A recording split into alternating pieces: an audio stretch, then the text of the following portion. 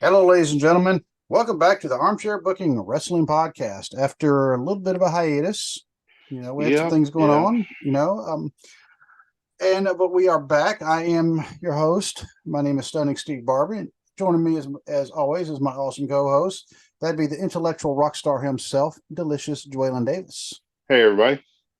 And part of the reason we couldn't record yesterday is because it's a very very special day for Delicious Dwaylen. He is now half a century old. Yep. Big 5-0. Big Yep. 5-0. And I can't say much because here in about 6 weeks, I'm going to be joining I him. was going to say, it's coming, buddy. It's coming.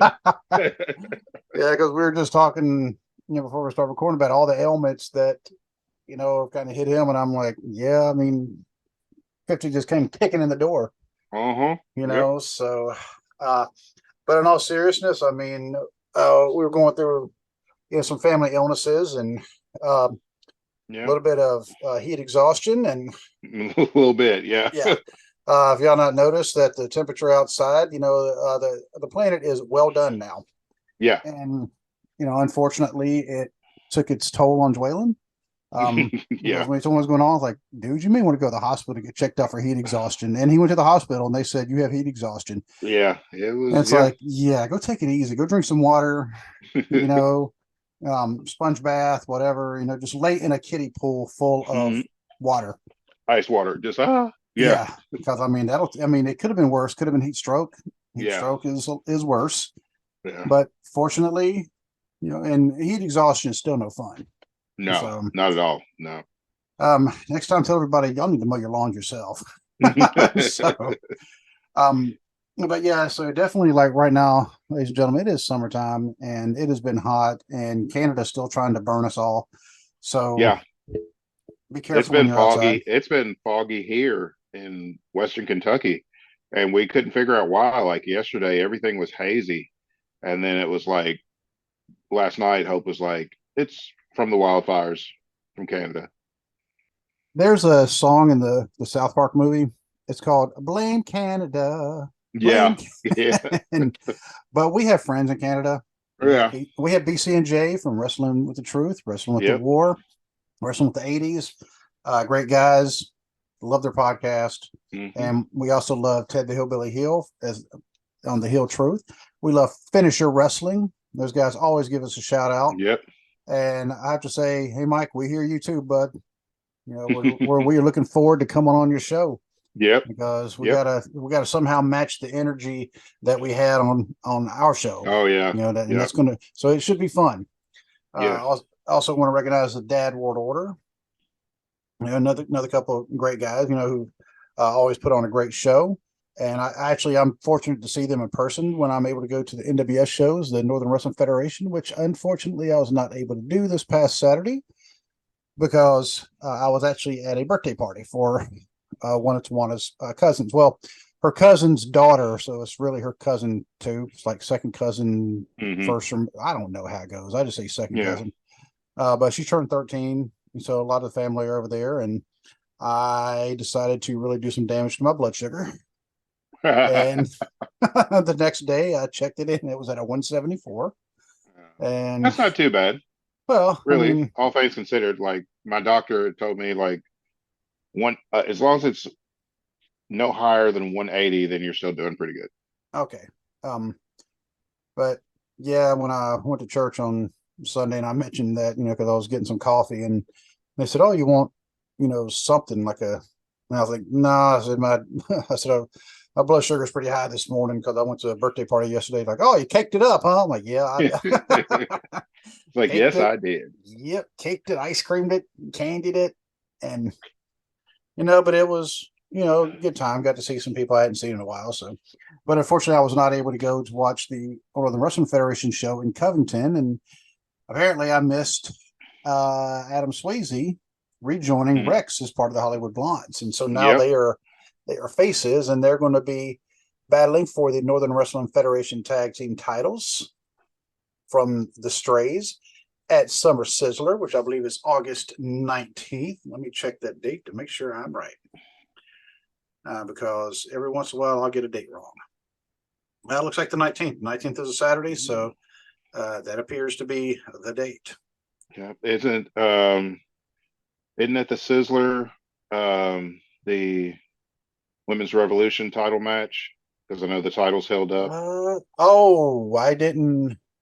I think the Honest. title's held up because it's Ella had put something on Facebook talking about, when she was champion, like as in, Ah, past tense. And I know Nick. her and Nikki Victory had a match, but I know Nikki Victory used the belt, and I don't know if she got caught or what, but right now I think the title's vacant. So I think they're wrestling for Okay. the championship. Well, Ella, I mean, she has had a pretty good run as champion. She was champion for over a year because remember we interviewed her Yeah. on this show right after she won it. I think it's like been 500 and some days she was champion. Yeah, I think she had like an Oscar type title run, when and I Oscar had the NXT title for like 530 days or something like that. I saw quite a few of Ella's title defenses, and Hmm. like I say, she grabs somebody like she's about to throw a DDT on them, and then she does that scream. Yeah. If you're not ready for that scream, it's pretty devastating. She screamed a guy out of the ring during a battle royal. I mean, Oh, if that wow. says anything, yeah, That's awesome. yeah. I mean, her scream is pretty powerful. But I'm looking forward to catching the Summer Sizzler. I missed it last year because I was down in Florida picking up my daughter, Hmm. and so obviously, family does have to take priority, and I Oh, can't. yeah. Yeah. Yeah, I like You sleeping can't in. just tell your daughter, oh, you stay down there for Yeah, a few days. I got to go to this. yeah. I mean, y'all figure it out. I mean, I like sleeping indoors. So Yeah. yeah, Like you and said, it's hot outside. It's too hot to be sleeping outside.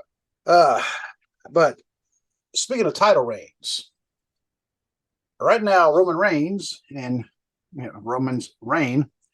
I'm looking at the Universal Championship, and he is sitting at 1,052 days as Universal Champion, Hmm. and as WWE Champion, uh, you know, whatever. It's right now sitting at 470 days on that one, but overall he has 588 days total as a WWE champion. And one of the things when I texted you the other day, and I was like, it kind of occurred to me, what's Roman's legacy as champion going to be? Because I mean, he has such a long, continuous Yeah. reign. And I will say one of the things that inspired me, and for those of y'all watching on YouTube, I'm holding it is you can see the DVD set, but for those of you who are audio only, speaking of audio only, hopefully that my sound quality is better because I got a brand new microphone delivered it to me in the mail today.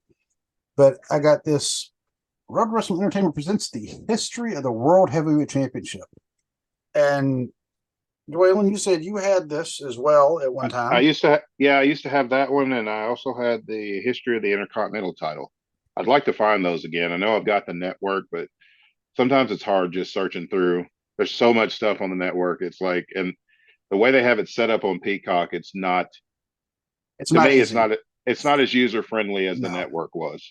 exactly. And one of the things you remember on this one, there's three DVDs, but the first DVD is mostly a documentary about, Hmm. and this Yep. is what was the NWA, the National Wrestling Alliance world title, Yep. going all the way back to Frank Gotch and George Hmm. Hackenschmidt. And then, Schmidt. Yep. I mean, this is amazing. And it talks all about Lou Thez, and you talk about Lou Thez having these long Hmm. reigns. But I was fortunate enough to find this DVD set at a friend of mine's shop. It's called House of Plastic. House, HOUSE, and then OF. And then plastic is actually spelled the K on the end. So it's PLASTIK. You can actually use the website houseofplastic.com. But it is located at 834 State Route 125, Suite 310 in Cincinnati. It's 1 mile east of I-275, which is on the Beachmont or Amelia exit. And you go there, say hi to Jerome. He's actually a friend of mine. He actually went to school with my wife, and he has such an awesome shop. And he doesn't really have a lot of DVDs, and that's more of a recent thing. But I got this one, the other day, and along with ACDC Family Jewels. I mean, and both of them for $5. And the week before that, we were in there, and I actually got Bean. You remember Rowan Atkinson? Bean had that Yeah. DVD set as well, and because we really I like Bean before I went in the Air Force, before we actually Right. saw it all the time on English TV. Yep. But definitely, if you were in the Cincinnati area, go check out Jerome's shop. He has all sorts of wrestling figures. He's had rings. I've actually bought a ring from him.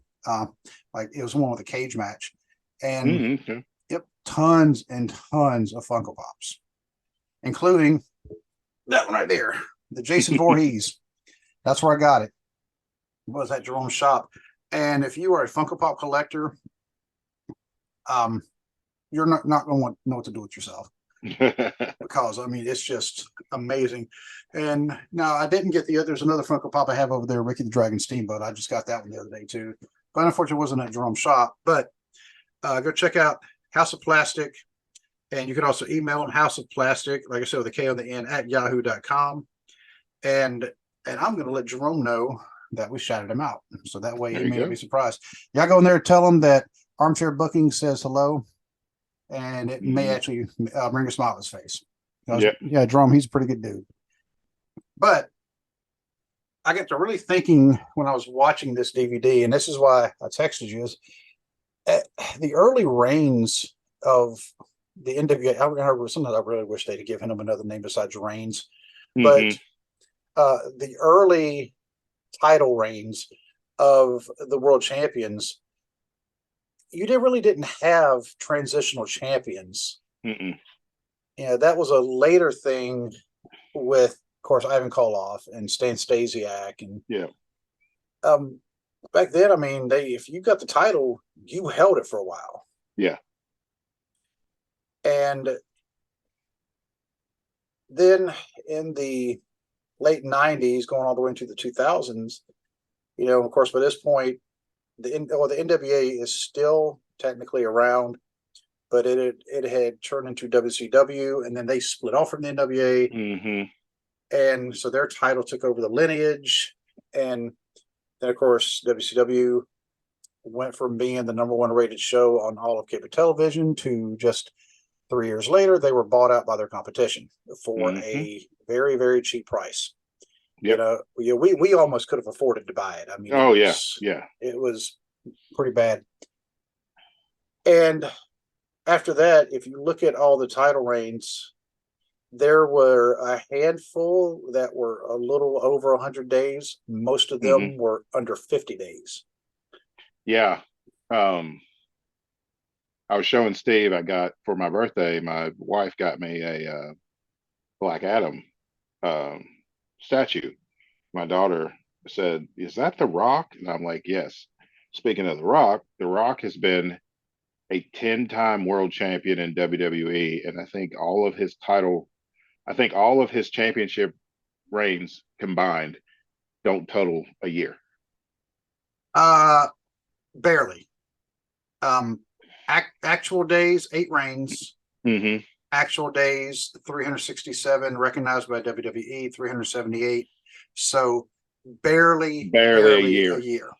But it's and that's 8 reigns. Yeah, that's 8 WWE titles and 2 world heavyweight titles. That's less than 50 days apiece. Yeah, it's like that tells you how bad they were hot-shotting these world titles. And it's like, to me, it got to the point where the world title didn't mean anything, because everybody was world champion at some point, and if everybody gets it, then it doesn't mean anything. Right. And it seemed like back then, almost everybody at some point. At some point, every main event guy had the world title. And there are main event guys that never got the world title that should have. Jake the Snake Roberts and Mr. Perfect come to mind. Mr. Perfect was world champion in the AWA. He should have been a WWE champion. He should have beat Hogan for the title. Jake Roberts should have beat Hogan for the title.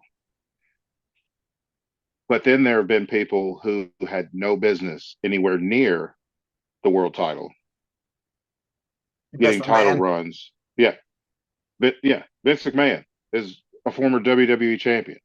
He's a former ECW champion. It's like you're just watering down the prestige of your championship, and the WWE title, and by extension, the WWE World Heavyweight title, are supposed to be the pinnacle of wrestling championships.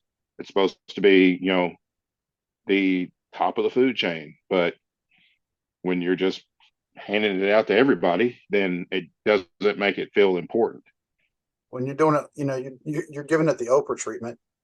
Yeah.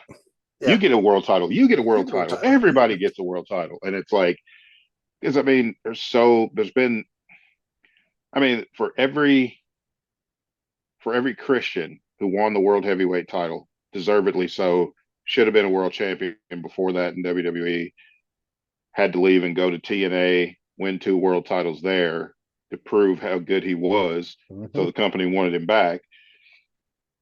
But then for every one of those, you get a great Khali, you get a Jinder Mahal, which I was not okay with Gender. I mean, I'll be honest. I was okay with Jinder, but they booked him like trash, Yes. and they didn't. The reason there was so much backlash about Jinder is because they always treated him like a job guy. Even the weeks before he ended up becoming number one contender, it's like he had literally just jobbed out to people 2 weeks before that on Raw, got drafted to SmackDown, becomes the number one contender, and then wins the title.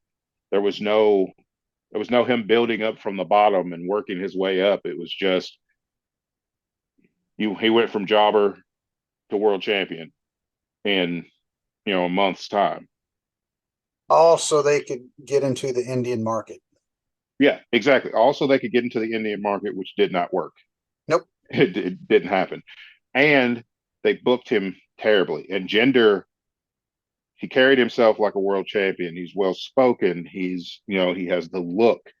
He dressed the part.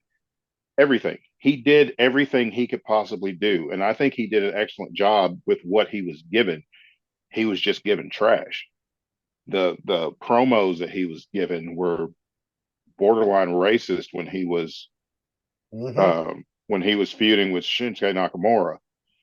It's then they had him rely way too much on the Singh brothers, and it's just they hotshot the title to him, and then they book him weak, and then they wonder why nobody but like me and Steve, there's a handful of us that were okay with him being champion, but for the most part, most people are like, well, no, none of this is believable, none of this is interesting. Why am I supposed to care? And uh, ironically enough, Justin Trento from TNC Sports Talk, by the way, I was actually talking to him today about some other stuff. And of course, wrestling comes up because it inevitably does come up when I'm talking to Justin. Oh yeah. Yeah. And we were actually talking about the same thing, because I told him what we were going to be talking about tonight. Mm-hmm. And yeah, but we were actually discussing Jinder Mahal. So one of the issues that they made Jinder Mahal look kind of weak was they gave him the Singh brothers, Mm-hmm. and the Singh brothers were getting smacked around. I mean, Randy Orton almost killed one of them. Like, Oh yeah, it because was that an that accident.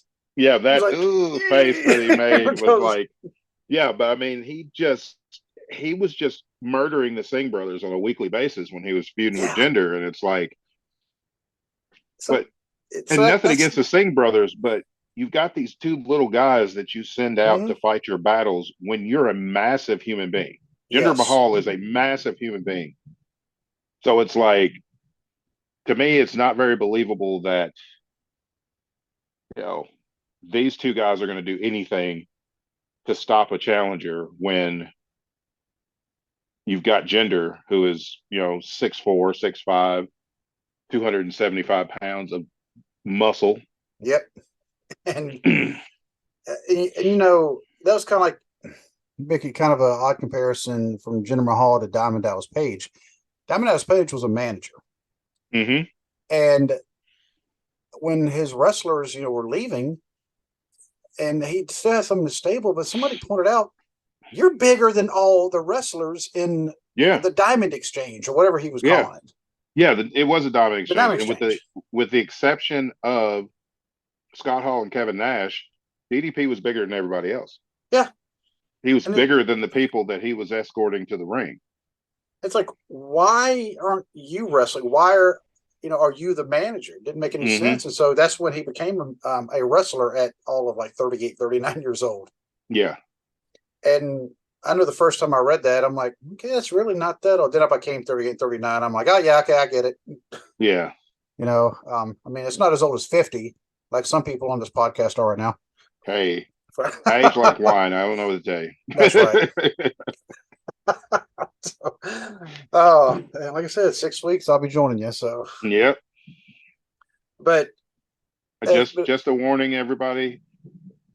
I hear a lot of thunder and I've seen lightning. oh, So I if can my hear it. power flashes for a minute, then that's the Lord's like, hey, well, I need you to be quiet for a minute. Yeah, it's like Calm it down. calm it down.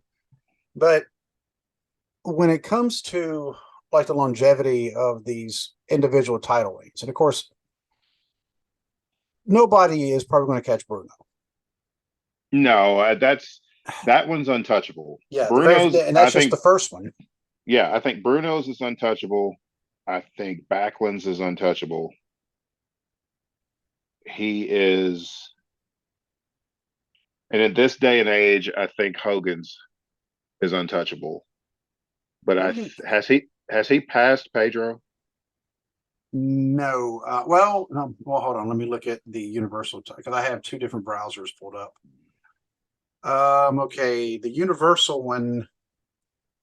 If we just go by the Universal one, which I'd rather do that, honestly, um, it's sitting recognized by WWE 11. Let's say 1115. Pedro's run was 1027. So yeah, he's past Pedro. He's past Pedro, so he Yep, is and number 4 Pedro only had all one time. reign.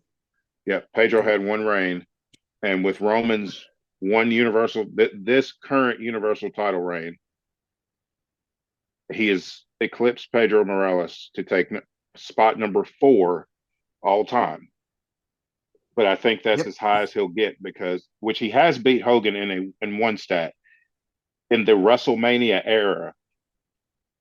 Roman Reigns has been champion longer with the Universal title reign that he's on than Hogan was because Hogan won the WWE title before the first WrestleMania. Before, yep, and I'm about 16 months before the first Yeah, WrestleMania. yeah, yeah. He won it.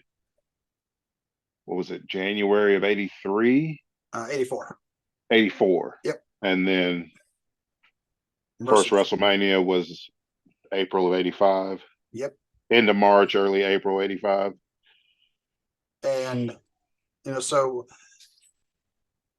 this was actually something else Justin and I were talking about. It was the difference between Roman and Hogan. We're talking about, and also another question about Roman. We'll hit on this a little bit later. Is wow, dude, you do got some serious thunder going on there. Yeah, yeah. Yeah, I guess somebody doesn't want us talking about Hogan. I'm sorry. But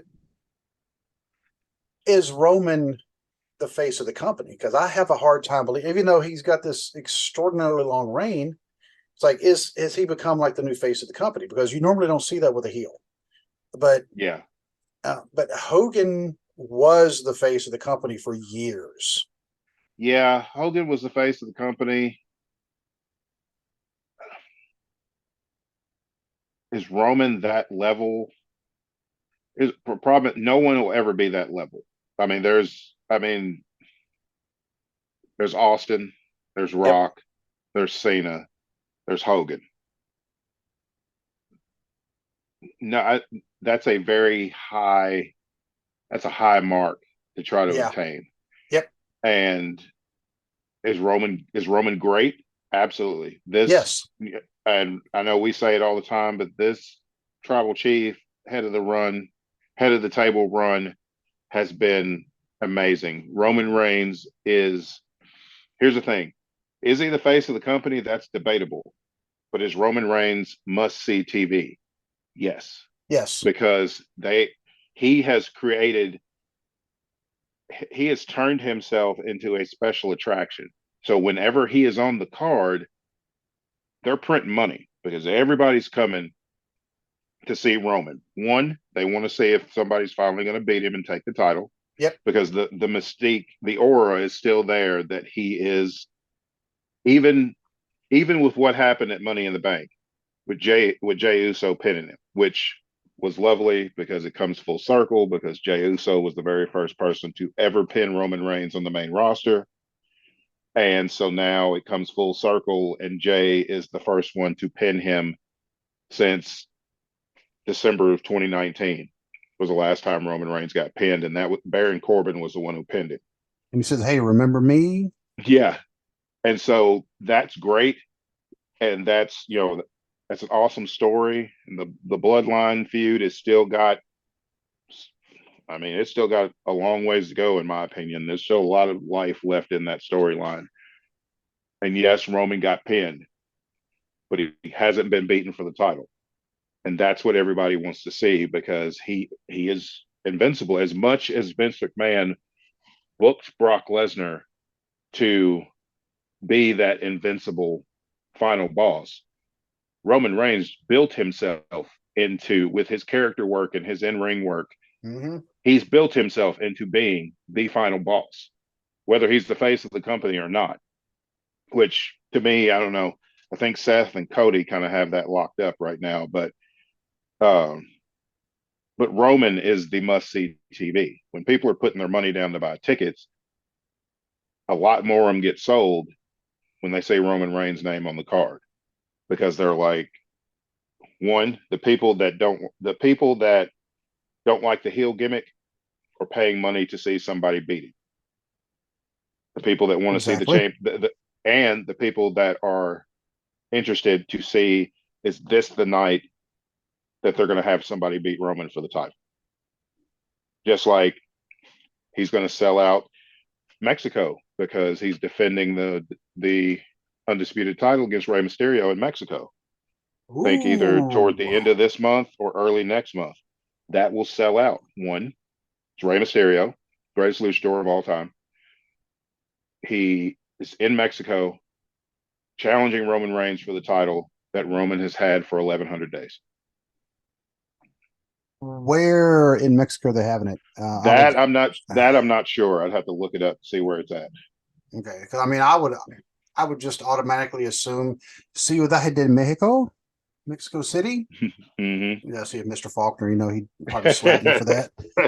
Mr. Faulkner was mine and Joyland's Spanish teacher back in high school. Yep. But he may stand behind me going, "Yeah, you didn't pronounce that right, dummy." But, yep. Yeah. And no, but I mean, there's other places in Mexico too. But of course, I mean, within Mexico City is one of the largest cities in the world. Yeah, and I mean, as far as wrestling in the Hispanic community, there's no larger place to have it than Mexico City. I'd be scared if I were Roman. You better let Ray win. Oh yeah, which they're not. So it's like, right. Which adds even more heat to Roman, which is what they go for anyway, because Roman's literally got the entire crowd in the palm of his hand. When he says, "Acknowledge me," everybody throws up the finger. And then in 30 seconds, he will flip it and make everybody boo him. And it's like, that is crowd control. That is confidence in your ability to control the emotions of the crowd, which is what any major star has been able to do. And hopefully it doesn't turn into a situation like what Ric Flair had when I think he went to, was it the Dominican Republic during one of his title reigns? Yep. Where, I mean, he went twice, and the first time it was a case of, I don't remember who it was, who his opponent was, but his move was a submission move. That was his final move. And this was the days before they were physically tapping out. Yeah. Right. And so you just had to, because I always wonder when the referee would go down, how does he know what, they said? But apparently they were like, "Yeah, I give up.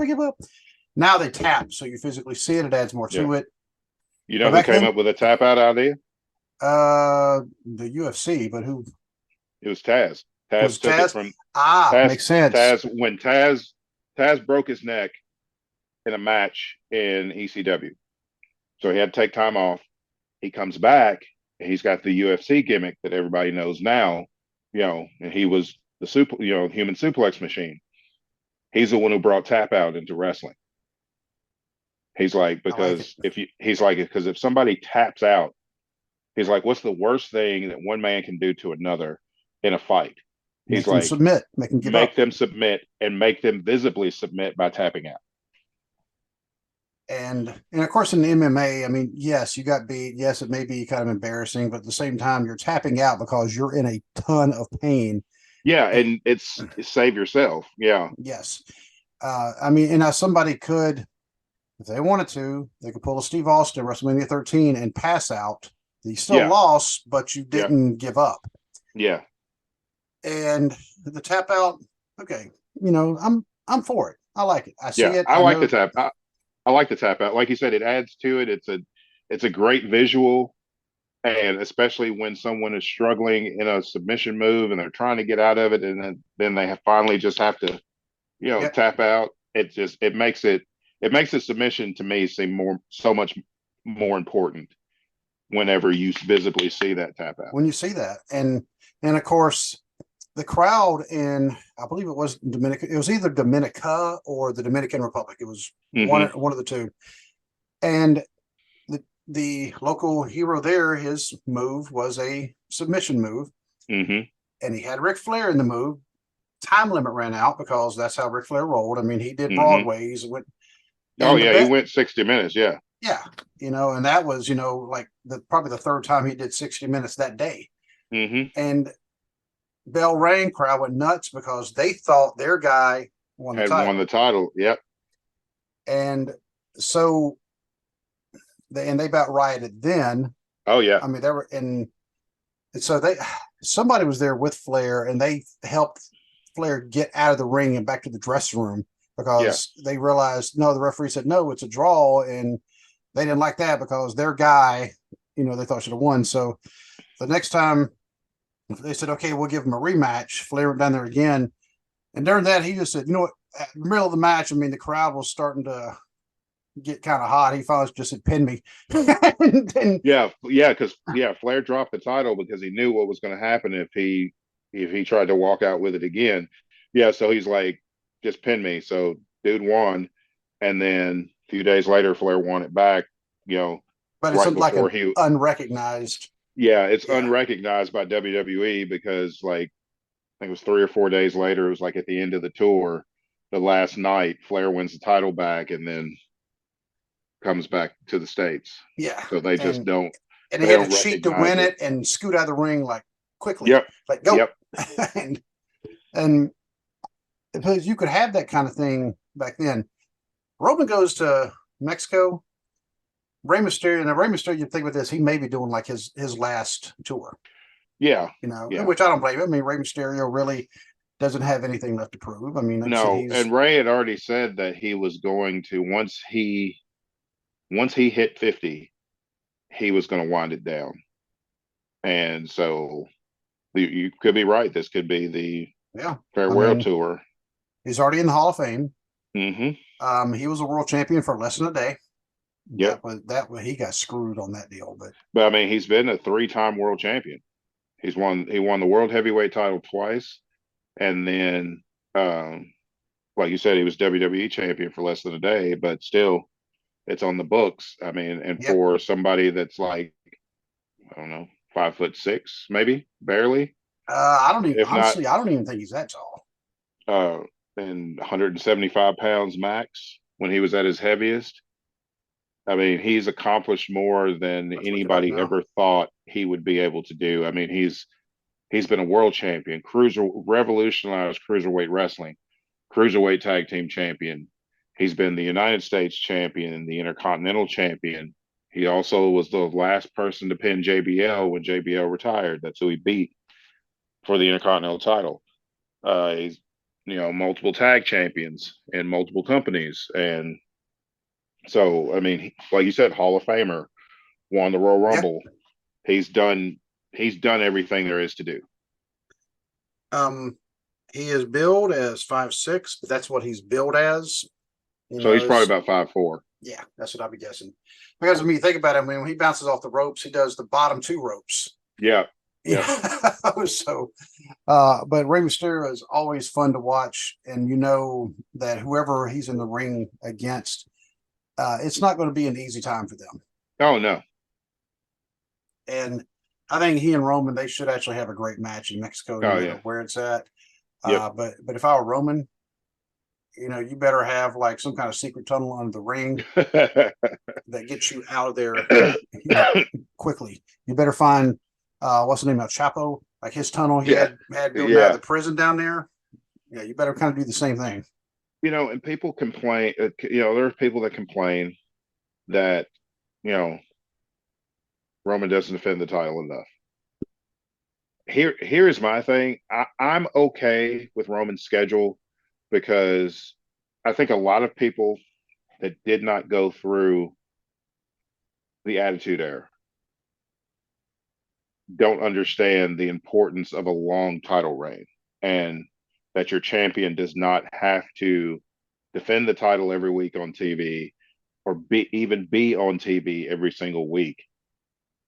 Because for me, whenever Roman is not on TV, then you're just anticipating when he's coming back to TV and what are they going to do with Roman and how is this bloodline thing gonna go.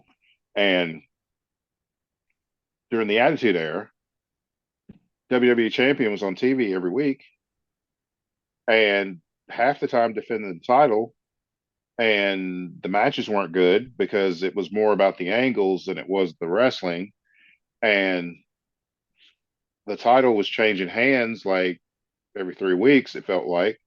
So, there were times when the title seemed important, but then there was a lot of times where the title was just a prop and it was just a plot device to further whatever story they were trying to tell. The story, if it's a world championship match, that's your story. I want to be the world champion. Period. You have it. You You don't have have to it. add anything else. I mean, No, if you do that's add it. something else to it, okay, there may be a little bit, but you're right. The world title, that's your match. That's the Well, tweet right there. yeah. And like the best example of that was like Austin and Rock at Mania 17.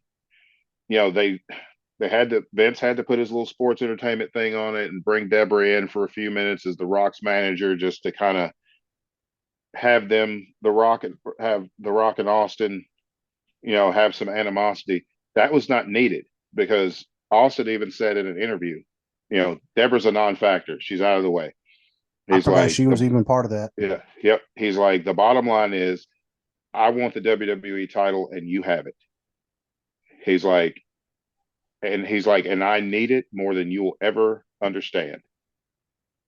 So that was it, and that was the basis. And everybody hated the heel turn when he joined Vince McMahon. I loved it because he told you what he was going to do. He said, "I will do anything I have to do to be WWE champion." He did just that. Used Vince McMahon, whatever he had to do, because that's what was important. It wasn't the story. It wasn't a story. It wasn't an angle. It was, you've got something I want, so I'm going to do whatever I have to do to take it. And Wrestling doesn't have to be complicated. They just make it more complicated than it has to be. very true. Because anymore, WWE is still guilty of the wrestling being there to support the storylines rather than the storyline being there to Yep. support the wrestling. Because the storyline Yep. gives you the reason why they're wrestling. Period. Yeah.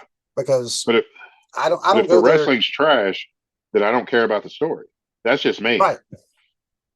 I don't care about this. If the story's good, but then it leans into crappy matches, then you've lost me because I'm not even interested in the story, because it's like, story can only go so far if the wrestling doesn't carry the rest of it.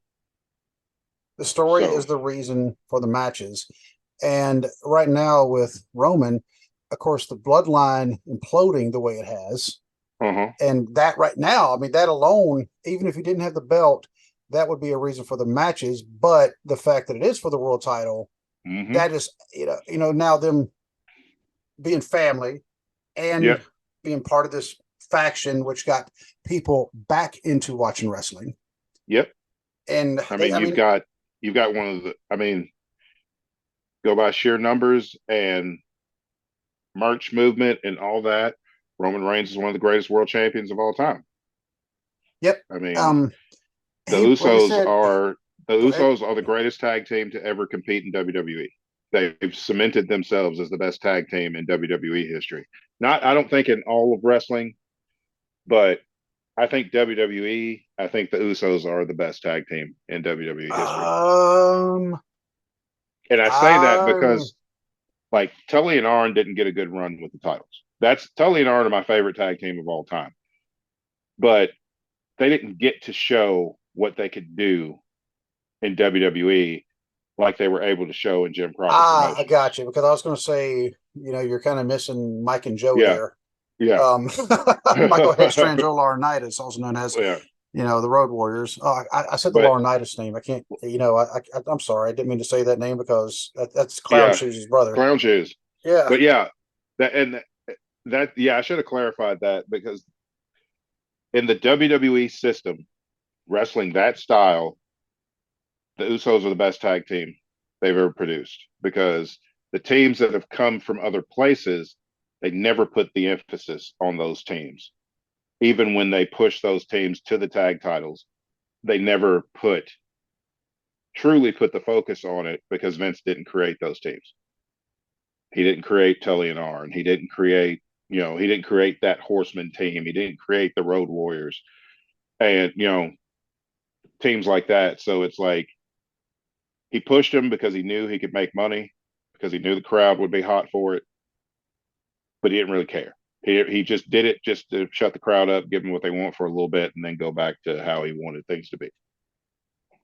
And one of the things, I mean, because I am one of those who's like, well, Roman really doesn't defend the title very as often as even a Hogan. And, remember when Hogan was champion, he was often criticized because he didn't defend the title as much as Flair. Mm-hmm.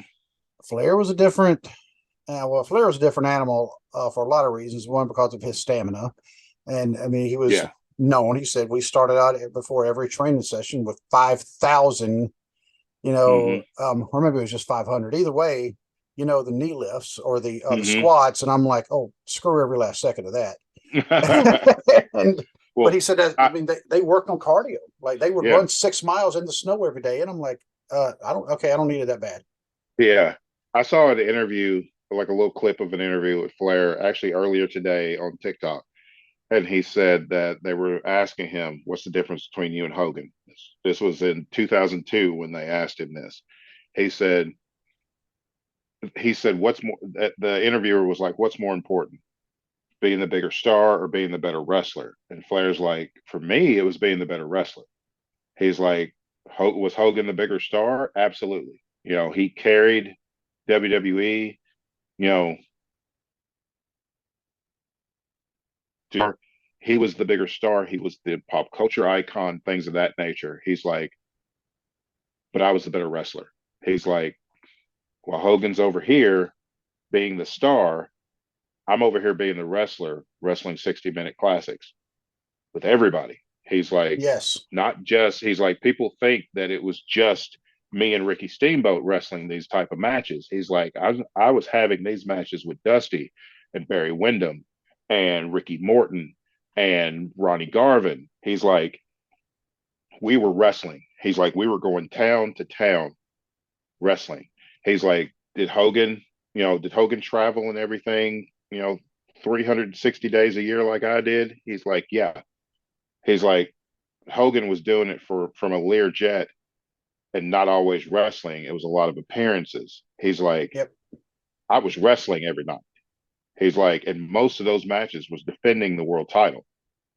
And if it wasn't defending the world title, I was chasing it.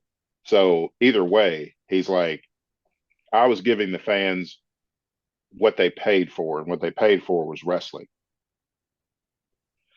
So, And also Flair was the last of the traveling NWA champion. yep. And this DVD also points out they had the interview with Jack Briscoe. he said after 3 years he was burnt out, and he basically was like, "You better get this title off of me like Yeah, now." He said, "I yeah. am done." Because and Flair said the same thing when they won the title. In a couple of days, you're on the road. You Hmm. hit the ground running because these title defenses have already been booked, and it says the champion is going to be in this match. It doesn't say necessarily It doesn't say necessarily who, and if who, like, but just said but and it will be the champion. yeah, and if you're not willing to do it, there's a line of dudes ready to take that spot. And part of me when comparing Roman to something like that, because Hogan did wrestle house shows. I mean, I will say that he Hmm. did wrestle on house shows, and Hogan wrestled the big men were built to be monsters before they Hmm. were fed to Hogan, but they Yeah. were still built up, and there Hmm. was like a rotation. They would be in WWF at the time for about a year or Hmm. so. They've been built up. They'd go against Hogan, and boom, and then they would kind of go back down the mountain. Hmm. And and Hogan was wrestling that now, not as much as Flair, Hmm. because Flair was jumping from territory, territory, Hmm. territory. His travel schedule was absolutely insane. Yeah. And Hogan, of course, only wrestled in WWF. He only wrestled WWF people. And he also, a lot of people forget about this, Hogan only wrestled heels. He did not wrestle faces. You Yep. know, and so that's why Hogan's title, the WWF title in all the after magazines, they downgraded it from a world Hmm. title to just a title because Yeah. they said they don't they don't wrestle. The world champion is supposedly in WWF does not wrestle anybody. If it's a fan favorite, they don't wrestle other fan favorites. If it's a rule breaker, they Yeah. don't wrestle other rule break. That's what they called them. Yeah. And And yeah, and that's the thing. Like Hogan never left that bubble. He never defended the title against anybody that wasn't signed to WWF at the time. right, And that's honestly, that is my issue. I have an issue with that with to this day because it's like, and AEW is just as guilty as anybody else. yeah, Everybody wants to call their championship the world title, but is it getting defended all over the world against other people that are not associated with your company? The only world title that is doing that is the IWGP World Heavyweight Championship. It gets defended against people from other promotions. yes, AEW's world title does not. WWE's title, either of their world titles, does not. Ring of Honors, sometimes, but a lot of times that's not the Ring of Honor world champion going. That's not right now. Claudio is the Ring of Honor world champion. He's not going to New Japan to defend the world title. They'll bring people to him. It's not the same thing.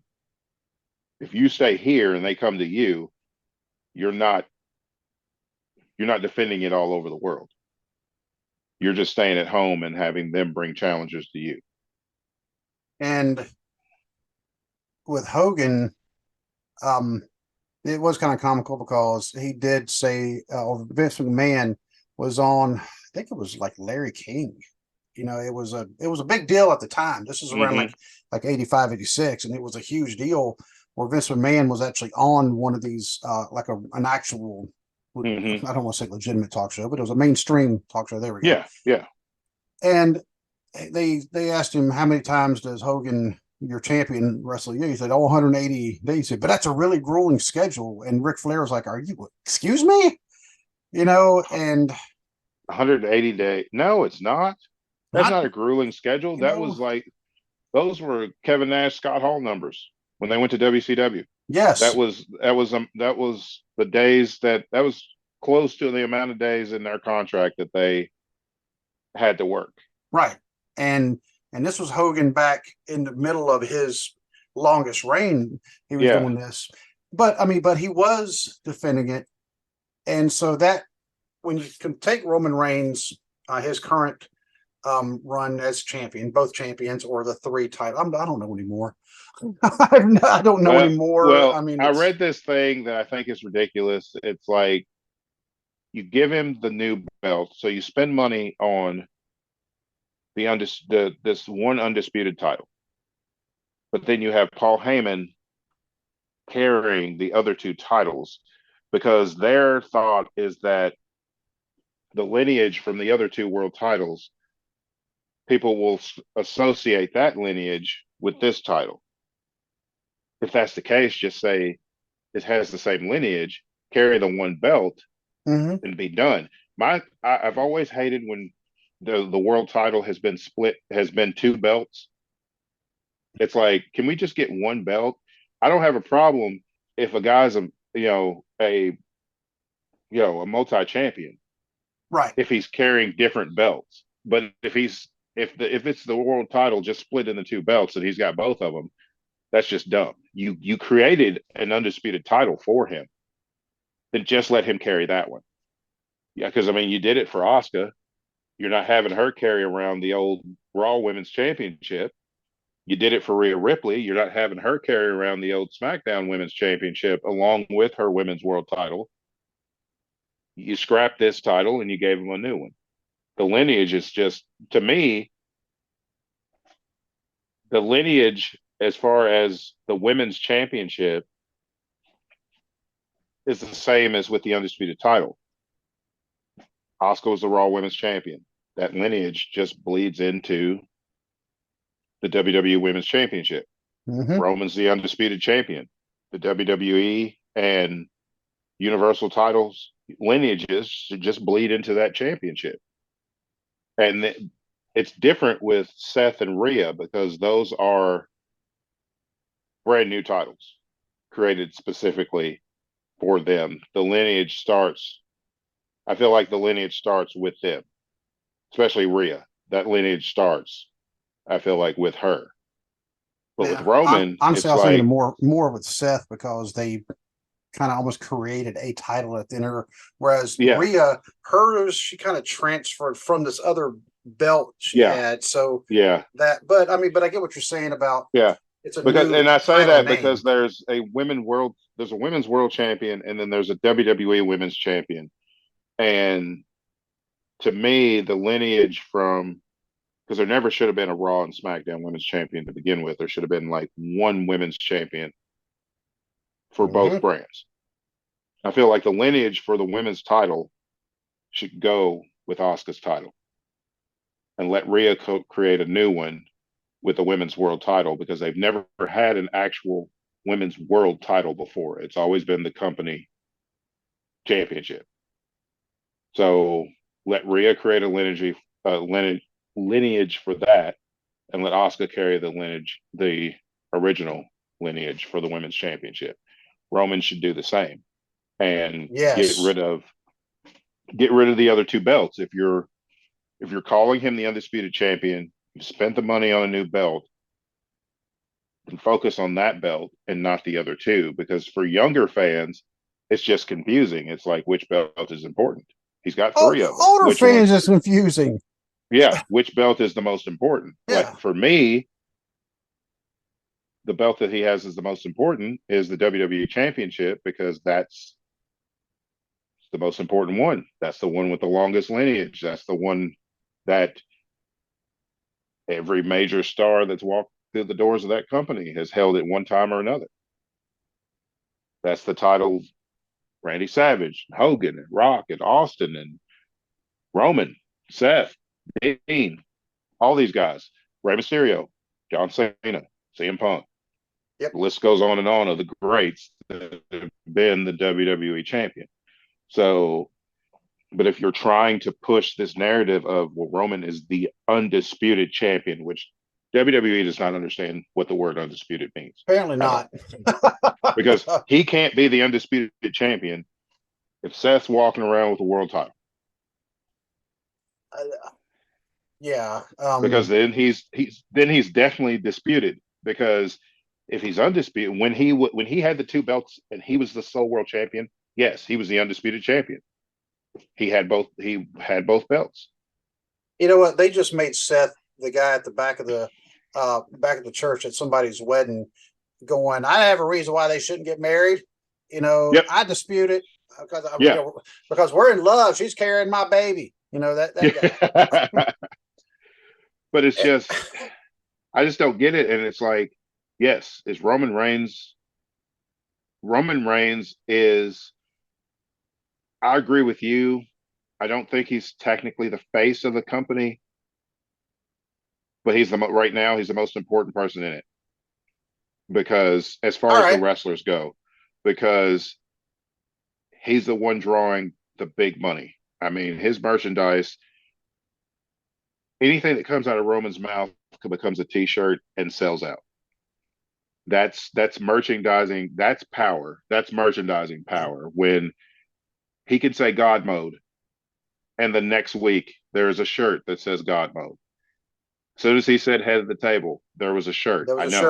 shirt. I I say own you one. have one. Yeah. I have a head of the table. When he was talking to Austin Theory after Vince had stepped down and told Austin Theory that his daddy was gone, but if he kept messing with the tribal chief, that he would be his daddy. The next week there was a shirt that said "Acknowledge your daddy." I know. I have that You shirt have. too.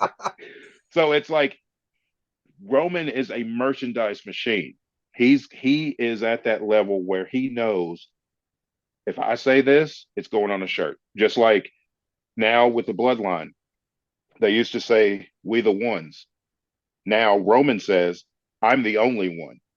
And what happened? The There's a shirt. T-shirt now that says "The only one." And if you look in the crowd, there's a bunch of them in the crowd. And Which is very different from when Hogan was champion because heels did not have merchandise back then. exactly, yeah, only the faces had merchandise. Now everybody's got merchandise. You just got to know how to. You just got to know how to get the fans to buy it. And Roman's figured out how to do it. Because he's built that character to be so compelling and interesting that people are like, oh well, he just said acknowledge your daddy. I'm gonna buy that shirt because that's what I did. I'm like, I like what he said, and they put it on a shirt. Let me buy it. And when we are kind of comparing Roman to Hogan again, which by the way, I just now remembered saw a house show in Cincinnati. This was back in like 2014, 2015, something like that. And Hogan was actually there. Mm-hmm.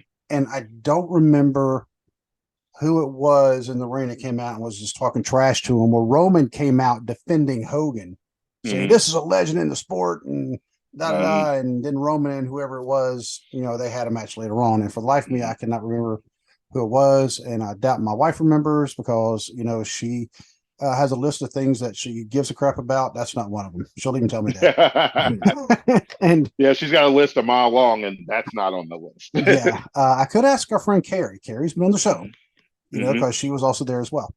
Right. She might remember, but I just remember Roman defending Hogan, Mm-hmm. talking about how Hogan was a legend. Roman has now become a legend. Yeah. Probably not the level Hogan was before he got all, Yeah. Before the fall. before Yeah. the fall, and he had a Yeah. pretty hard Yeah. fall that Yeah. he kept walking backwards off a cliff, wasn't paying attention, and just didn't think he would Yeah. ever. Oh, he Um, paid attention. He just never thought he'd fall. He just that's figured true.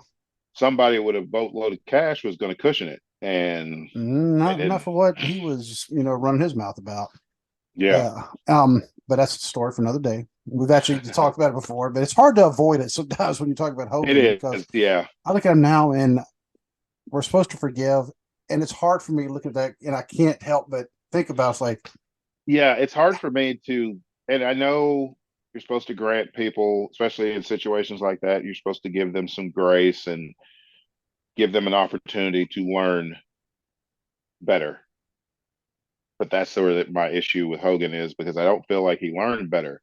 I feel like even the apology that he gave the locker room after all that stuff came out was more of a, well, I'm sorry you felt this way, not I'm I'm sorry, deeply right? sorry that I said some racist comments about black people. Instead, it was like, well, I'm sorry you felt this way, or I'm sorry you took what I said this way. And it was a half-hearted apology. He Dude, apologized because he dropped words that we won't say on this show. Well, we're mhm, family friendly. Even if we weren't a family friendly show, he dropped still wouldn't say words him. we still wouldn't say Hmm. them. Yep. I'm like, you can't get. Anyway, I'll better stop. Yeah. So, um, also another difference between him and Roman Reigns. Roman's wife is black. She's African Yeah. American. So Yeah. there's another difference between him Yeah. and There's Hogan. another difference. Yeah. Huge difference. Uh, And apparently she's like extremely fertile because all she does is have twins. You know, yeah. Roman's at, I think he said 5. He's got 5 kids now. yeah, two sets of twins. 2 sets of twins. Yeah. And And but do, would I put Roman can't be on the Mount Rushmore of wrestling because those spots are just taken. they are. And in unfortunately But it but Hogan is he knocking at the door? um As far as WWE goes, I think if okay, we should say when I say Mount Rushmore of wrestling, I mean WWE wrestling because if you go through all of wrestling, he then wouldn't even come close. he wouldn't come close. And there's a couple of guys on that Now WWE he list would that be on like the mountain that's over here on the side, yeah, but but because for WWE, that's Hogan, Austin, Rock, Cena. yeah. That is the echelon of you know WWE World Champions because I can't put Flair in that list because he wasn't booked very well when he was WWE And champ. he honestly didn't. He had two reigns and neither reign was that long. Well, he had 2 reigns, and I think it did last 6 months between the two. It was 100. I saw it earlier. It was like 118 days total. Yeah, So the best thing that happened was when he won the title at the 92 Rumble, yeah, best and rumble ever. then yeah, absolutely, and that was fantastic, and the promo afterwards was even better. But then that was it. That was like he peaked right there as far as the booking goes. He peaked right there, and then I mean he had an excellent match with Randy Savage at WrestleMania. They should have main evented Yeah, they should have. instead of Hogan and Sid, but he just wasn't booked well. He wasn't booked like he was the most important thing in the company. Where the 4 guys I listed for the WWE Mount Rushmore were always booked like they were the most important thing in the company, even sometimes to a fault. Yes, because Hogan, Especially it was to a fault. especially with Hogan and Cena at a certain point in time. There was times where Cena went over people that he shouldn't have. There was time like The the Nexus. Nexus. Yes, the Nexus when he comes back from a DDT on the floor to beat 2 guys in the Nexus when you've got Jericho and Edge telling him you need to lose. That it's gonna build up the Nexus if you lose. They get that rub and they get to carry that through the fall and the winter and however long this feud goes that we beat John Cena at SummerSlam. But instead, Cena was like, well, no, the story will be better if, I beat them and blah, blah, blah. No, you just turned on God mode and ran through everybody and you destroyed an entire faction in one night because nobody cared about the Nexus after that because nobody believed they could win anything because if Cena's coming back from a DDT on the floor to beat 2 guys, then why do I care about these people? And it wasn't like when Sergeant Slaughter in the 90 Survivor Series, Right. when, they knocked the other 3 people of his team out. And so he came in slowly and methodically, Exactly. Yeah. because that was to build him up. It wasn't because the team they were against was not really a team. They were just Yeah. a It was collection that just was some thrown together. Yeah. For the yeah. Survivor Series. Yeah. And they were, these were, if I don't remember who all was in it, but I do remember they were top people. The Yeah. Nexus, they were still kind of an NXT type ish Yeah. And it's like thing, they could have been huge but they could have been huge. You're right. if they'd have been booked strong. They were booked and they were another one that peaked the night they hit the main roster and beat up Cena and tore up the ring and the ringside area and all that stuff, that's where they peaked because WWE brought them out hot and then had no idea how to continue that momentum. And I'm trying to remember right off the top of my head who all was part of the Nexus. Uh, Wade Barrett, you've got Justin Gabriel, who is PJ Black now, Heath Slater. Who else? Michael Tarver, Ryback, who was Skip Sheffield at the time in the Nexus. Um, Daniel Bryan, he was originally in the Nexus, got fired for choking out Justin Roberts with the tie. Yeah, he did. The night they hit the ring. And then I'm trying to think who else, or was that it? I'm looking. I have the Wikipedia article. Barrett, Members. Gabriel, Slater, Tarver, here we go. Sheffield. Wade Barrett, David Otunga, Justin Gabriel, Heath Slater. That's the one I was forgetting was David Otunga. Yep. Michael Tarver, Skip Sheffield, Darren Young, Daniel Bryan, John Cena. Yeah. Darren Young. Yep. Yeah. Because he had that ridiculous haircut where it was like super tall and hairsprayed, and he looked like a troll doll come to life with the hair. So I'm just trying to picture that right now at the top of my head, but it said Cena was actually part of the Nexus. It was a storyline thing. He lost a match and had to join the Nexus, and then, which was dumb because all he did was still be John Cena and still aggravate Wade Barrett, and it made no sense. And then at one point, Bray Wyatt, who was Husky Harris at the time, Michael McGillicuddy. Yep.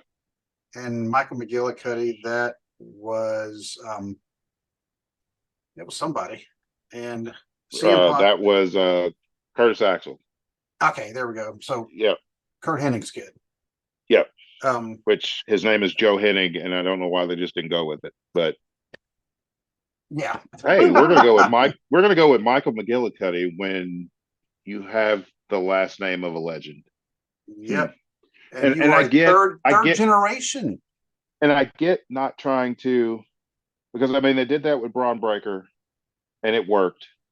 At first I was like, Braun Breaker, why don't they just call him Steiner? Because it's obvious Steiner. He's a Steiner. But he looks like his dad, sounds like his uncle, or vice versa. Exactly. But I get it. He was trying to do his own thing because he had a hand in the name and all that stuff.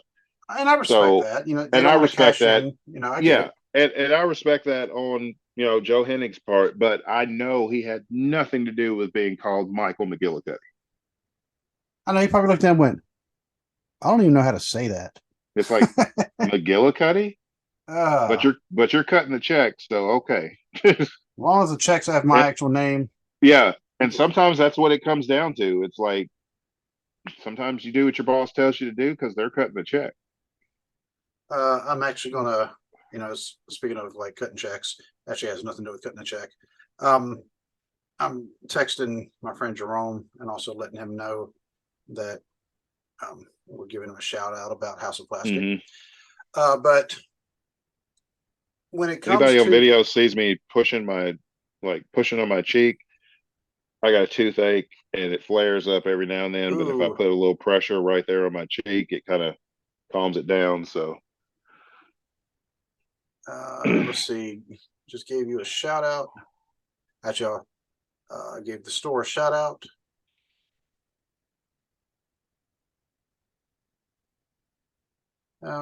On the show. All right, cool. But now, as far as the legacy of Roman's reign, you can't avoid it. I mean, you just can't. No, you can't. They're gonna.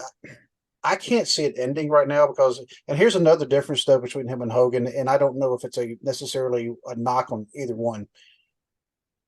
Roman's not defending it because honestly, it's not like Hogan who actually did. He may have had a story with somebody where, like, for the next couple of weeks, he's going to defend it against, Well, he only Hmm. defended against Jake like once or twice, and they were cheering for Jake. But Yeah. he would defend against like Bundy, and this is even Hmm. after that. And then he would defend against John Studd. And then later on, he would defend it against Paul Orndorff. That was a huge Hmm. moneymaker. And Yeah. they would do that. But he actually had opponents. Now he only went against heels, but there was a lot they were Yeah. sending his way. I mean, he went against Savage even before Savage turned face and then Oh turned yeah. against him Yeah. because, and I found the video of it because I know I told you about it where they had a lumberjack match in the Garden because Savage the last 2 months prior had beaten Hogan by countout in the Garden. Hmm. That's a lumberjack match, which makes sense. That's how you tell stories. Count out, bring in lumberjacks. Exactly. And the end of the match, well, during the match, Hogan jumped out of the ring and he punched Bundy and he punched Don Morocco upside the head, and he also had tape around his ribs. And I was at somebody's house once and we're going, what's going on with the tape on his ribs? And they said something about him being attacked a couple of days before by Bundy and Morocco.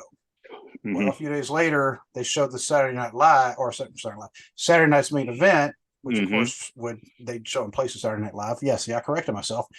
And Hogan was against Morocco. Bundy interfered. Of course, they got disqualification. Morocco held Hogan in the corner. Bundy did the avalanche, then he splashed him twice. Boom, there you go. Hmm. But during the match, he threw Savage, Irish whipped him into one set of ropes, and immediately went to like the perpendicular, Hmm. over here ropes, came off of it. Somebody on the outside grabbed Savage's foot to trip him. Hmm. He hit face on his face, immediately turned over on his back as Hogan came to the air with the leg drop pinned him. It was actually pretty decent the way they ended it, Hmm. but that was before WrestleMania 2 because that's what started the road to WrestleMania 2 when Hogan defended against Bundy. Yeah, Bundy. Yeah. But I mean, you think about even Hogan defending against Morocco Hmm. on Saturday Night's Main Event, and he defended. I mean, it was like a new person every week wherever they were wrestling. And Hmm. Roman, it's kind of hard to do that when you don't have anybody to send them. And Hmm. when they go to house shows now, speaking of which, Bailey, we wish you well. Please recover quickly. I don't know if you saw Yeah. that. Yeah, I did see that. She hurt her knee. Now we know that her faction, they've already imploded anyway. Oh yeah. Yeah. Yeah, control alt delete, whatever they were called. Um, Yeah. but yeah, damage control, that's what it was. But uh Roman doesn't have that, and they're not going to pull, and this is, I don't know, it's a different product than what it was Hmm. 40 years ago. Yeah. Think about It that. 40 years just the ago. just the pace of wrestling. It's like that's why it's like it's hard to as far as Hogan and Roman as wrestlers, and people are like, well, Roman does this, only does this, this, this, and this, and it's like every wrestler has the you know certain moves they do. It's what's attached to them. It's what pops the crowd. It's what gets people invested. But for me, and I was never a Hulkamaniac. I always found Hogan's matches boring They really unless were. he was They unless he was really in the ring. were. Even the WrestleMania 3 thing, the only interesting part of the match was when he body slammed Andre. Everything else leading up to it was boring. It was just slow and plodding. And it's like the only interesting matches of Hogan's first big run was him and the Warrior.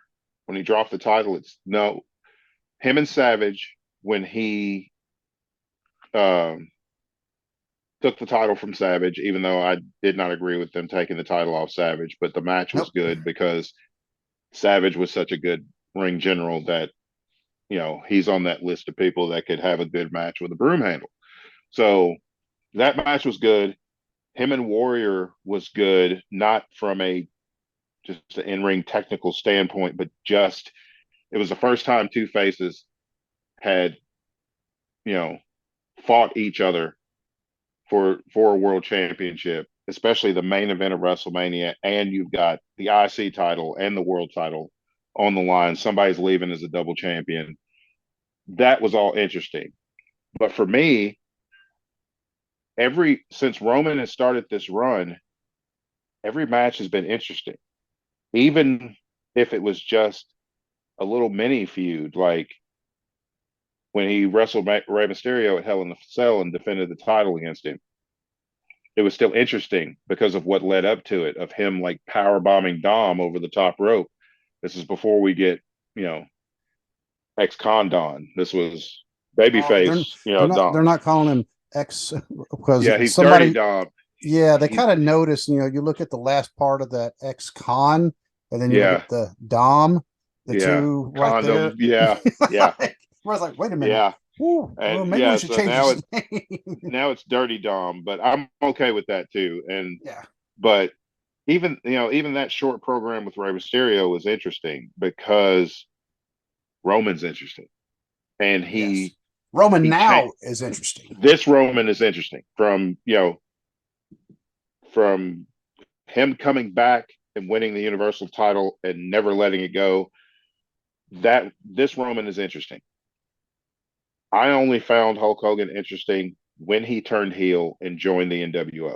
It's the only time I ever liked Hogan. It's the only time I ever found anything he did interesting because honestly, I felt like that's the true NWO Hogan. Hollywood Hulk Hogan was, to me, that's probably the closest you got to real life Terry Bollea in Because dude in really was wrestling. annoying. Yeah, and Hogan knew, which was surprising because he was the huge baby face for so long, but he knew how to get heat. He knew what to do. He knew how to be just so obnoxious that the fans would literally throw trash in the ring whenever he was in there. And they did. And they did. And they threw a Yeah, lot of it. a lot of trash. But I mean, it was interesting because it was one of those, what ridiculous thing is Hogan going to do now? Because he was such an entertaining heel.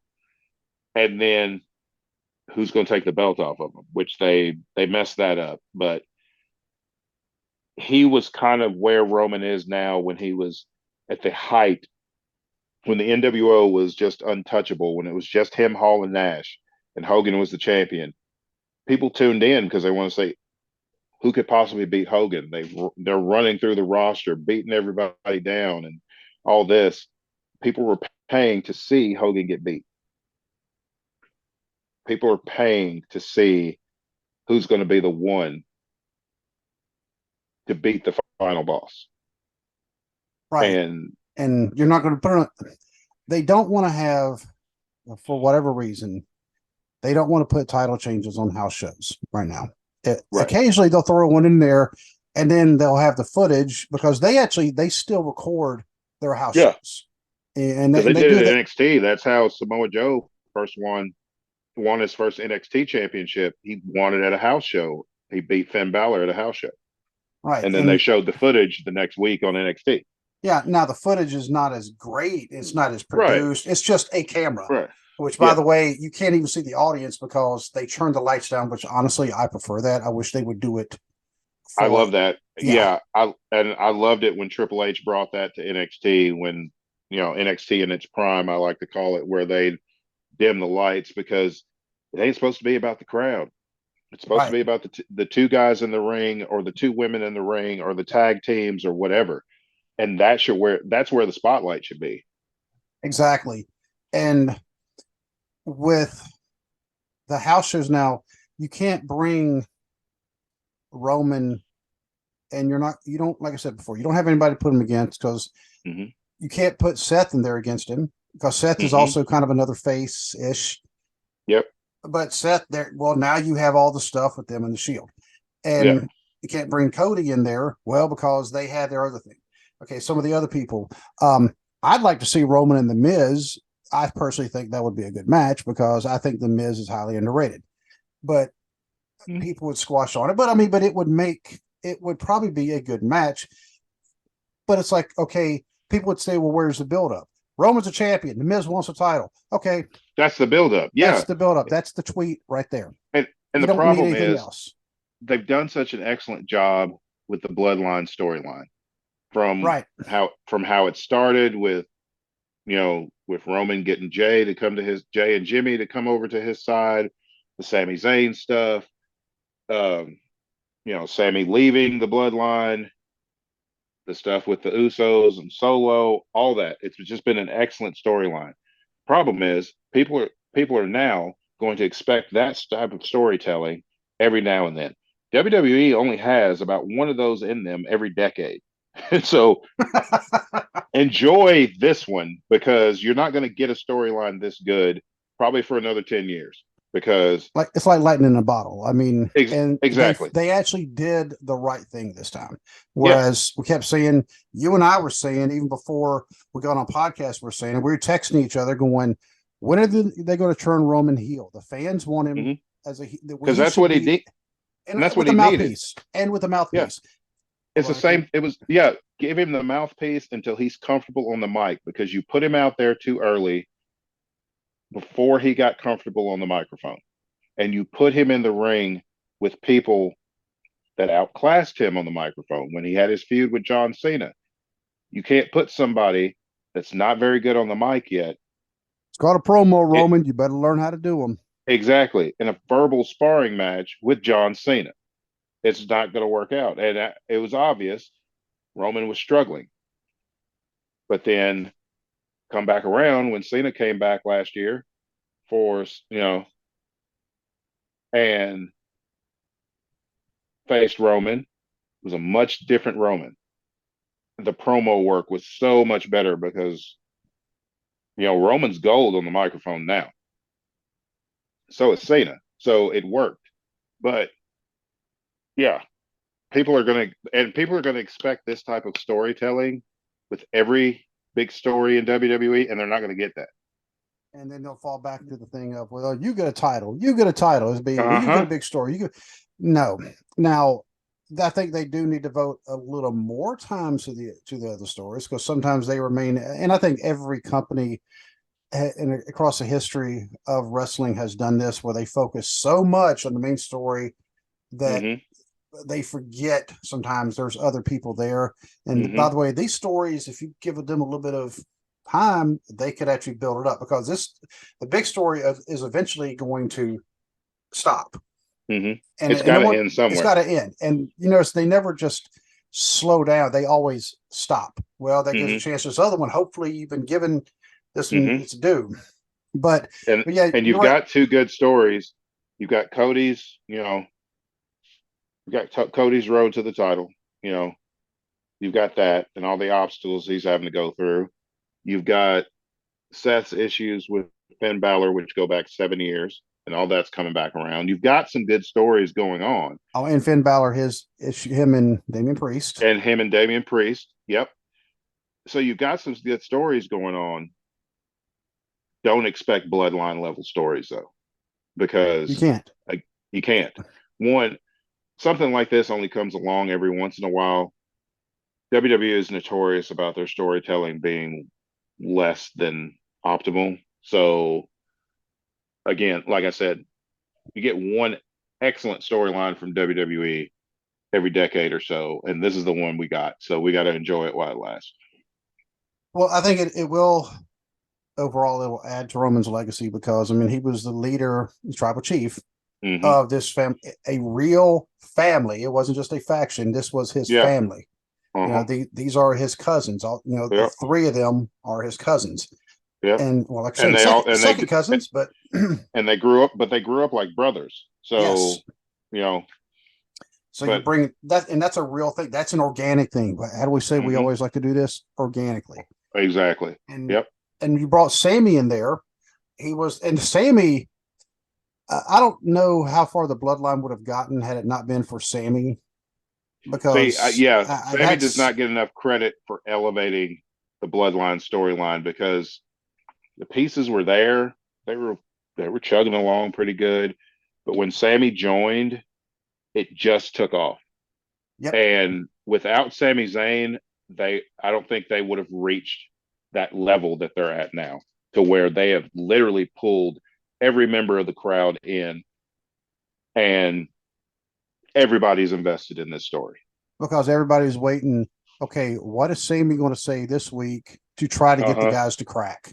Yeah. And he finally did with the best one was the Uzi thing, Yeah. because that was Yeah, because when he you got weren't all of watching it them. that night, and I texted Yeah. you and I said, "Oh my God, you got to see what Sammy just said on Yeah. there. He just cracked Roman. He cracked everybody, Yep. and they weren't even trying to hide it, because it was just he's just Yeah. not feeling very Uzi." Uzi. And you saw Charles Yeah. Sokola do this immediately. He held his Heyman drops his face behind the title he's holding, so you wouldn't see him laugh. right, But and but having Sammy in there created also that friction. It created the dissent hmm where yep. he's an outsider. What are you doing? We Yeah. are And literally then family. Jimmy treated him like a brother. Jay treated him like an outsider, and it was just, yeah, all those different dynamics made it extremely interesting. But I think Roman is going to go down as one of the greatest world champions in WWE history. I feel like he is also going to go down as one of the most important wrestlers in WWE history, because people have to think Roman carried that company through truly uncharted waters. They say that all the time in wrestling. But Roman carried that company through the pandemic. Yes, He carried that company through empty arena shows, through the Thunderdome shows, through fans barely being able to, low capacity arena settings because of the COVID restrictions. But people kept tuning in because Roman kept getting better and better in ring, microphone, character work, everything. Roman doesn't get enough credit for carrying that company on his back through, one of the worst times in American history. and let's also not forget Roman did it after recovering from Yes. leukemia for the second time, Yes. For the second time. Yeah. and that's a real thing. That's a shoot. That's not anything made up. Weathering the backlash of pulling himself out of the main event match with Goldberg because of his leukemia, and he was more susceptible to catch COVID because his immune system is compromised. People gave him a lot of flack because he pulled out. I didn't, because he I has, didn't at the either. end of the day, wrestling aside, he has to do what's best for him and his family. And at the time, that was the best thing to do for him and his family. He couldn't afford to catch COVID. Not at that time, because at that time, COVID was just deadly. Not saying that it wasn't deadly later, but they didn't know anything about it. And for someone whose immune system is compromised, it was almost a death sentence. He couldn't take that risk. And I can't blame him one bit, because I mean he can tell you at the end of the day his health is more important. Him being Yeah, there for his 5 kids and his wife, exactly. is more Exactly. important than entertaining us. And I, like we always say, family comes first. hmm Yep. And so, and I agree. Roman is going to go down with, as like you said, with the most important. I don't. We can recognize that right now. I think some of hmm that would be looked at later on, and Yeah. somebody look back and go, you know what? Yeah. We did all this hmm during the pandemic, and Yeah. Roman stepping back, but then of course coming back once hmm he felt it was safe to come back, and then him going on this long, right? I mean, it's still hmm going. And 1,100 the thing is, days still going. yeah, you see people on social media, they're like, oh, it's so boring now. No, it's not. That's the thing. Long title reigns, if they're done right, can be extremely interesting. For me, Hogan's long title reign got boring. You were looking at 4.5 years of him being champion, always getting fed monsters. There was never a time that I ever thought Hogan was going to lose the title. Then he lost it to Andre in the screw job with the twin referees. That was interesting because it was so unexpected. But before that, the formula was there: tear the shirt, get beat down, hulk up, point the finger, big boot leg drop. That's the end. And not only And that, but it was a Hogan, foregone conclusion that Hogan was going to yes, win every match that he was in. It's not a foregone conclusion that to me, it's not always a foregone conclusion that Roman's going to win the match because the matches are structured to where you get that possibility. Is this the night they're going to pull the trigger and end Roman's reign? And also with Hogan, the insincerity of Hogan was also starting to shine through, and even Yeah, like the after mags were also kind of calling it out. You know, if Hogan's such a fan favorite, why is he doing all these rule breaker things? And these were things like, okay, he's like, oh, I'm Hulk Hogan. You know, say your prayers, take your vitamins, but I'm also going to rake this guy's eyes. I'm going to scratch yeah, down his back. yeah. I'm I'm gonna going to scratch his back, and like it worked perfect when he was a heel, when he was right. Hollywood Hogan in the NWO. But yeah, he was doing this in the golden age, and with the red and yellow, and he was supposed to be the beacon of virtue for baby faces, and yeah, he's doing all And this stuff. and I'm Like gonna in the throw 90, ashes. I'm gonna throw ashes in Undertaker's eyes, and yeah. Well, in the 92 Rumble, he got mad because he pulled Sid out. Sid eliminated him. And instead of just being a good sport and be like, well, maybe next time. No, he pulls Sid over the top rope, costing Sid the possibility of being WWE champion. And it's like, that's not a babyface move. Nope. And the fans, remember, they were booing. They cheered when he got thrown out, and then they were Yeah. really booing him when he pulled Sid out, and he was looking all confused. And he Yeah. He was it's like, like, why are they booing why are me? they I booing? don't It's know. like because they're tired of you, saying that you're the beacon of goodness and righteousness, and yet you're pulling these things Yeah. that would get anybody else disqualified. And by the Hmm. way, when Roman does something like that, we expect it. Roman's a bad Yeah. guy. Yeah. Yeah. He's At the a end of the day, heel. people forget. Doesn't matter how over he is. It doesn't matter how many people in the crowd put the one finger up. At the end of the day, he's a heel, and he's going to do. And for him, most important thing is his championships. A heel is He's going to going. heal. The heel's going to heal, and the heel's going to do whatever is necessary to keep his title. By the way, you're not the only one with thunder. I just want to let you Uh know. mine is stopped. I think it rained for like a few minutes, which my push mower is outside, but it's no big thing. I think it'll be fine. Um, just not going to tell my wife I was out there. He got rained on because she'll be like, "Why'd you leave it outside?" And it's like, well, I only had enough room for either the mowers or the generator, and the generator costs a whole lot more money than, than the mower did, so And there it's you going go. in the shed. And my daughter is actually on her way home right now in this. So, Oh, yeah. oh, She actually texted me and my wife about 11 minutes ago, and she said, "Clocked out, love you," because she is working at Frisch's in Batavia, Ohio. So if you are ever in the neighborhood of Batavia, Ohio, uh, from now until she goes back up to Wright State, go by and right. swing by and tell her hello. And by the way, Jerome, he says, thank you.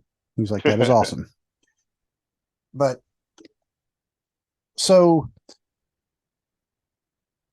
I don't know what else to say about Roman. I don't think he's losing the title anytime soon. I don't think he's going to lose it to either one of the Usos because the Usos single, to Hmm. me, I don't like them as much single because they are such a good. It's one of the cases they're such a good, and they're Yeah, twins. Why they don't take advantage of them being twins? I should not be able to look and go, oh yeah, that's Jimmy, that's Jay. I yeah, should be able to go, crap, I don't know which one's who because yeah. they are literally identical twins. Hmm. But Yep. but hey, whatever, I think whatever. the road is going to lead to Cody. I think I think it's going to be Roman and Jay at SummerSlam.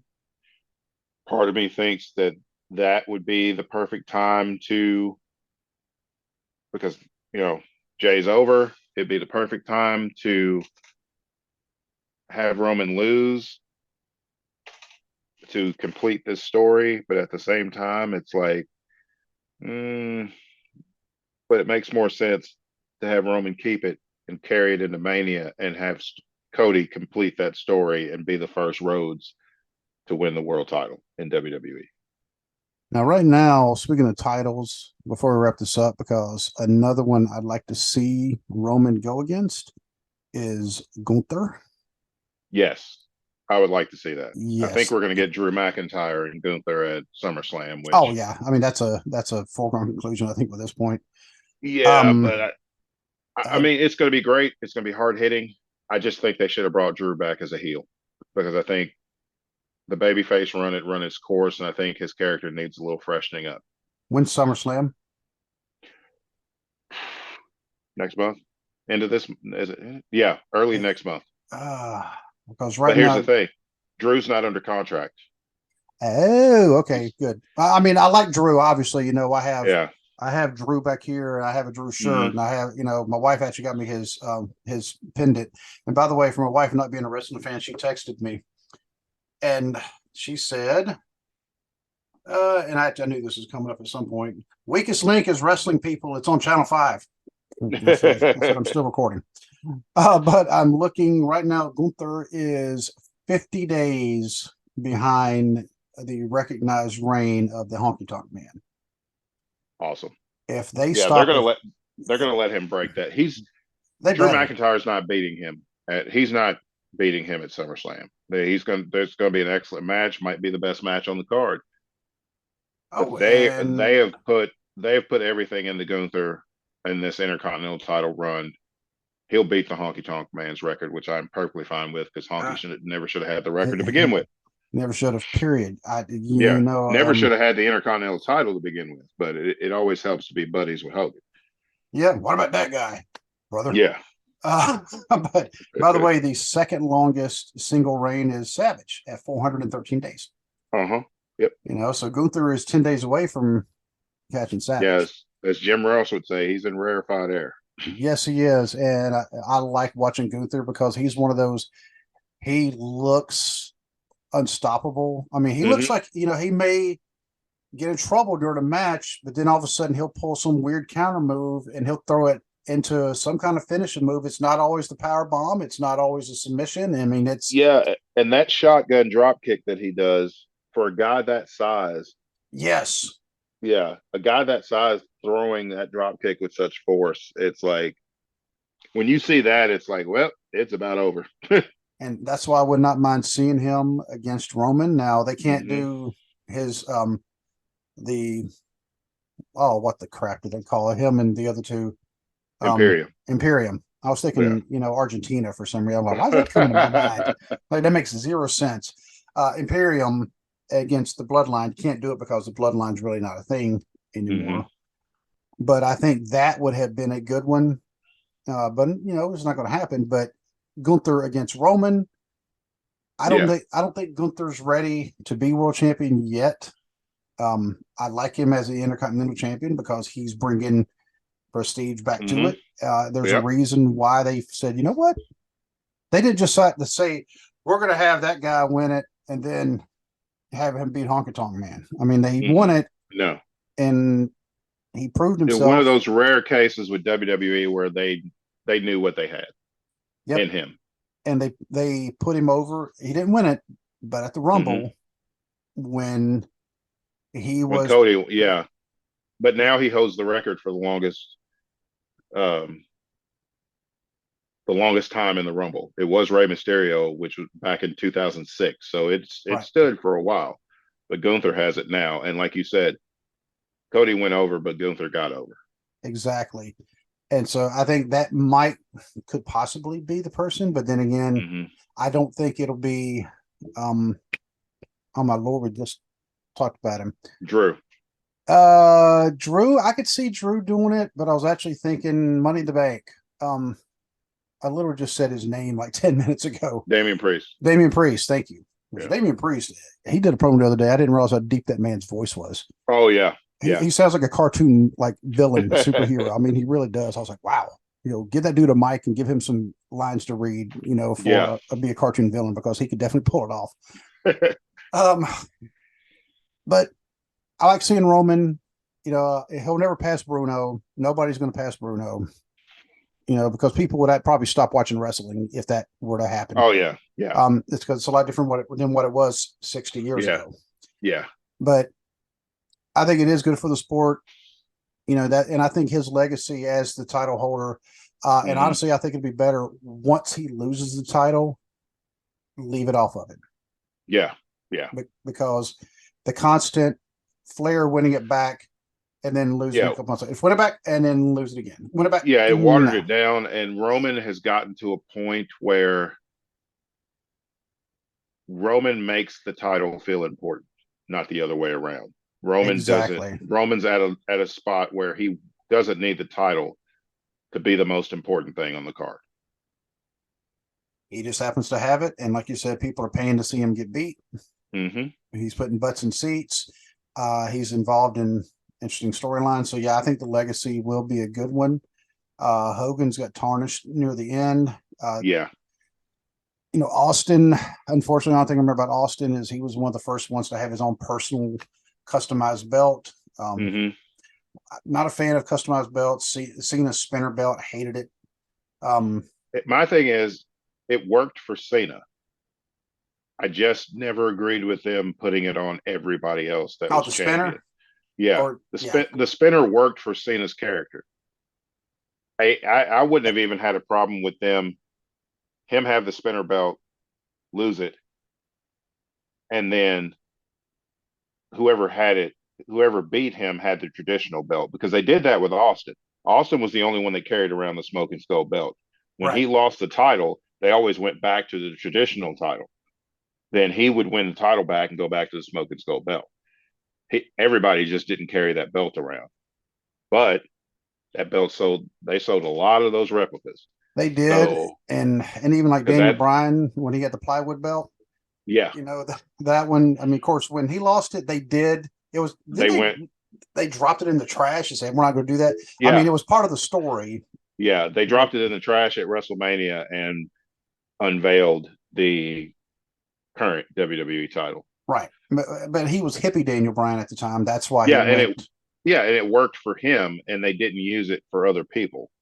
But exactly. They went with that spinner belt for 8 years, and it's like it looked ridiculous on everybody except for John Cena. Especially when Triple H was WWE champion. That belt just looked ridiculous on Triple H. And John Cena, even by the time if John Cena, 8 years later won it wouldn't. By that point, his character had evolved to where it was not, thugonomics anymore. Yeah. And so, but with Roman, get the one belt, have the one belt, and then when he loses it, let him lose it. Mm-hmm. And then say, okay, because he doesn't have to for everything else, he doesn't have to jump, because if he wins the title again for another long reign, then people are going to crap all over it. Yeah. But that's my take. That's my opinion. So yeah, I agree. Yeah. And if you agree, disagree, hit us up on our socials on Facebook, on Twitter at Booking Armchair. You can hit Dwaylen up at fat_daddy73, or you can hit him up at the Rockstar73, which is the Twitter handle for his podcast, The Intellectual Rockstar. By the way, what is next agenda? Because unfortunately, when you get sick, it kind of doesn't affect just this podcast. It also affects your other podcasts. Yeah, I've got to get back to it. It's just between getting sick and then issues at home and the food truck. It's just been kind of hectic. So, but I plan on getting back to it. I've got some show ideas. You want to talk about how much you absolutely love Led Zeppelin? Yeah. Some people will get that if you listen to my show, The Cubicle Chat. Yep. Ted gets it. Yeah, I still need to have you on so we can do the Indiana Jones thing on the Intellectual Rockstar. Do I need to watch the last one first? Nah. I just want to review the ones, because I'm never going to watch the last one because I don't care. I'm not going to watch this one because I just don't care, because I felt like this never should have been a franchise to begin with, but that's for a whole nother conversation. But I was okay with the first three. I was okay with the first one, and then after that, it was like, that's enough of that. But what it was Temple of Doom just ruined it for me, and it was like I was just. They had eyeball soup. Yeah, what's wrong with eyeball soup? I was just annoyed by the whole thing. I was annoyed by the kid, the lady, the over the top voodoo you call stuff him Dr. they Jones. were doing. Yeah, all of it annoyed me. Even when I was a kid and they came out, it annoyed me. Now that was cool that Indiana Jones and the man who has a child played short round. They had the reunion at the last Academy. That actually was really cool. I like Now that. that was cool. Yeah, that was cool. But Yep. I'm just a huge fan of Raiders of the Lost Ark, and that's You like face melting it. Yeah. because it happened. They had a lot of Yep. face melting in that It sure movie. did. But hopefully, we won't have any more preemptions to this show, Mm-hmm. Dwaylen's show, my show, or any of the Yep. other shows. Like I said before, thank you, Ted. Thank you to BC and J from Wrestling with the Truth. Thank you to the crew from Finisher Wrestling. Thank you to the guys from the DWO. Thank you to Justin from TNC Sports Talk, because I just saw he commented on my picture that I posted Mm-hmm. earlier today with my new microphone. If you're on my Yep. personal Facebook, you'll see that. And who am I missing here? Oh, thank you, Jerome, who owns House of Plastic, who I bought the DVD set from. This one right here. Yep. And that was part of the inspiration for today's show. We do apologize because we had been planning on doing a review of Money in the Bank, but of course, by the time we were finally able to record again, it was like, yeah, it was too far away. Yeah. Yeah. And everybody, by that point, everybody's like, yeah, nobody cares anymore. Yeah. So we're on the road to SummerSlam. So, yep. Do want to say, by the way, our thoughts and prayers go out to the family of Mantar, who passed away. Yep. Yep. Over the past week. He wasn't the hugest star, but I mean, he people remember him, and to me, that's what counts. Yep. But we will continue to have hopefully good topics. Like I said, email the show, armchairbookingpodcast@gmail.com. Hit us up on all the socials, and especially if on YouTube, leave a comment there. By the way, like, share, subscribe, tell your friends, and if you're on any of the audio platforms, we're on just about any audio platform you can think of. If we're not there, let one of us know, and we would do what we can to get ourselves added. By the way, I don't know if you heard, Stitcher is going away. So if you use Stitcher for your podcast, hopefully you already know it's going away. It happens. Nothing we can do about it. Sorry. But if you give us a 5-star rating and a review on Apple, we will read your review. And of course, if you don't want us to read your review, if you don't want us to tell us your name, I get it. Just let us know. But on some of the other ones, like Spotify, like Good Pods, there's some other ones you can actually give a rating. You can't give a review. Give us a screenshot of the rating and then write a review in an email, send them to us, and we'll read that on the air. Mm-hmm. So, but until we can actually talk again, my friend, I have to say good night and God bless. God bless.